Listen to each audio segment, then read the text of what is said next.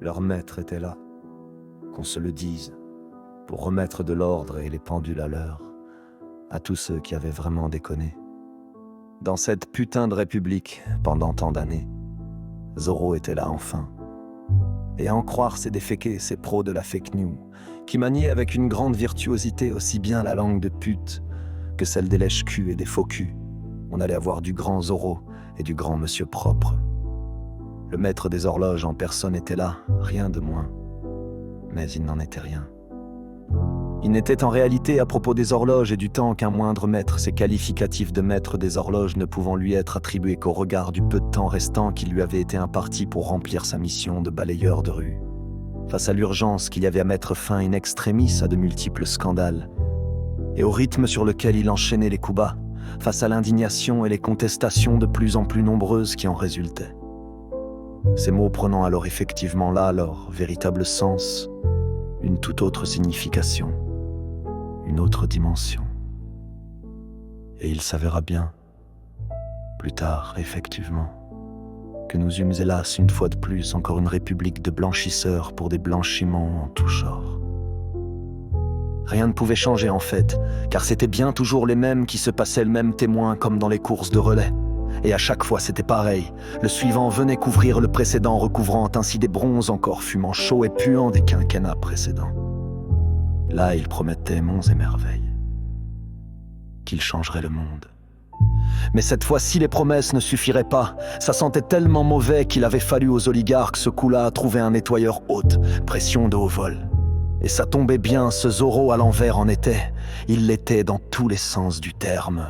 Il fut un Zorro exemplaire au service des oligarques, ayant pour mission principale et prioritaire celle de décrotter les trônes de ses prédécesseurs, mis à jour, dont tout le monde avait pu constater la saleté repoussante, après que quelques lanceurs d'alerte avec l'aide d'Internet, balançant les bronzes lors de journées portes ouvertes, eussent grand ouvert les yeux de tous, découvrant ainsi épouvantés derrière les portes blindées, déverrouillées et poussées des cabinets. Les épaisseurs impressionnantes de crottes recouvrant les trônes. C'était très sale, ça sentait très mauvais, et bien sûr c'était toujours la merde des autres, celle de ceux qui l'avaient précédé.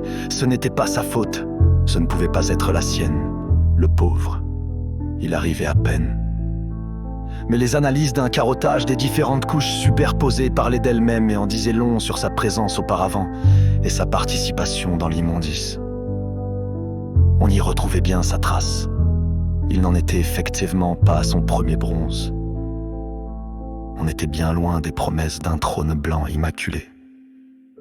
Et l'épée justicière de ce Zorro-là était bien la balayette à chiottes et le détergent, symbolisant à merveille l'être immonde et les lois liberticides qu'il mettait en place, la tirelle de guerre de ce nettoyeur, véritable bousier des surfaces.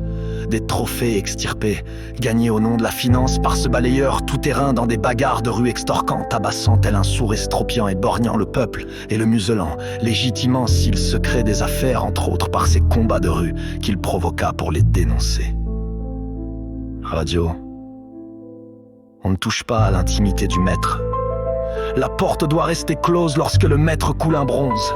Les promesses de campagne, il les tiendrait à sa façon, de l'or pour les premiers de cordée, des bronzes pour le peuple.